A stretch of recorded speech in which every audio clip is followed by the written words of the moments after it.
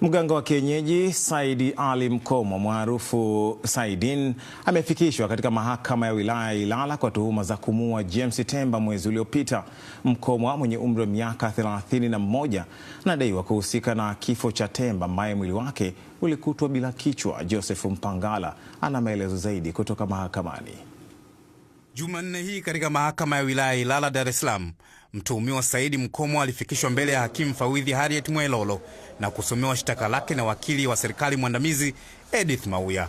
Hata hivyo, mtuhumiwa hakutakiwa kujibu chochote kwa sababu mahakama hiyo haina mamlaka ya kusikiliza aina ya kesi inayomkabili Mkomo. Ikumbukwe kuwa Aprili 29 mwaka huu, tukio la mwili wa marehemu Temba lilizua taharuki baada ya kukutwa akielea katika mto Msimbazi bila ya kuwa na kichwa. James Temba alikuwa na umri wa miaka 24. Alikuwa akisoma katika chuo cha usimamizi wa fedha IFM, ambapo alizikwa mkoani Kilimanjaro bila ya kichwa chake kuwa kimepatikana. Na kwa mujibu wa hakimu mfawidhi wa mahakama ya wilaya Ilala Harriet Mwelolo, kesi hiyo imeahirishwa mpaka tarehe 2 mwezi wa 6 na mtuhumiwa ataendelea kubaki mahabusu kutokana na shauri lake kutokuwa na dhamana.